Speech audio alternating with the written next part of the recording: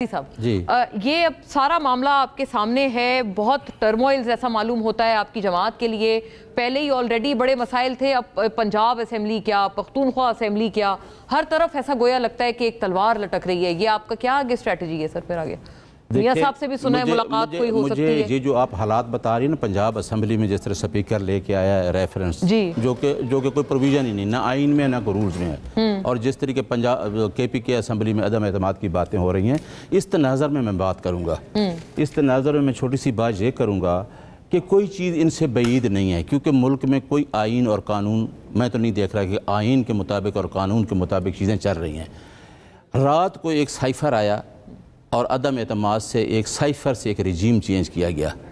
वही साइफ़र जो था उसमें इमरान खान की और शाह महमूद कुरैशी की इक्विटल हुई। उसके बाद क्या हुआ, जहाँ तक काम नहीं रोका, देखा कि पॉपुलैरिटी बढ़ रही है।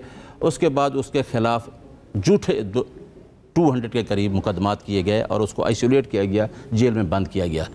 फिर आपको याद है कि बल्ले का केस था जो हम पेशावर हाई कोर्ट से जीत के आए थे, वो बल्ला हमसे रात को छीना गया और उस छीनने के बावजूद लोगों को टमाटर, जूते और अंडे के निशान दिए गए। उस पर भी हम इलेक्शन जीत गए, लेकिन फॉर्म 47 पे हमसे इलेक्शन छीन लिया गया। ये इस पार्टी का, मैं तसलसल इसमें बता रहा हूँ कि आप बईद कुछ भी नहीं, कुछ भी कर सकते हैं। उसके बाद क्या किया, उसके बाद 26वीं तरमीम में आपने देखा कि क्या किया, जहाँ हाउस भी इनकम्प्लीट था, आपके पास सेनेट का इलेक्शन, अभी हमदुल्ला साहब बता रहे हैं कि सेनेट का इलेक्शन अभी होना है KPK में। आर्टिकल 239 ऑफ द कॉन्स्टिट्यूशन कहता है कि नंबर ऑफ द हाउस, ना वो रिजर्व सीट थी ना KPK का इलेक्शन थी, आपने तरमीम कर ली और तरमीम से क्या किया कि अदलिया की आज़ादी को छीन लिया। उसके बाद क्या किया, आपने जब हमारा 8 फैसला है रिज़र्व सीट पे, 8 जजेस ने इलेक्शन कमीशन को डायरेक्शन दी कि इन लोगों के एफिडेविट्स लें और पार्टी इसको सर्टिफाई कर देगी। इलेक्शन कमीशन ने वजाहत की तो उन्होंने वजाहत भी बता दी कि आपने एफिडेविट लेना है और पार्टी ने सर्टिफाई करना है।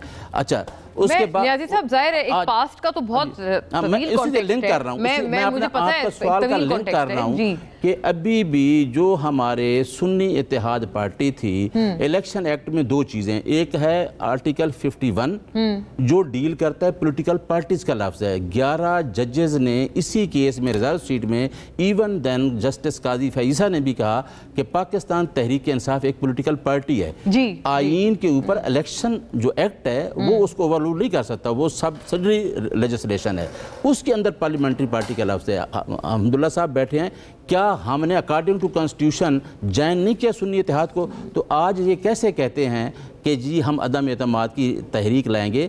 डिफेक्शन क्लास जो है वो इस पर लाजमी लगेगी, क्योंकि उस 3 दिन में हम पार्लियामेंट, हमारा अपोजिशन लीडर भी है, हमने तो पार्टी ज्वाइन कर ली थी।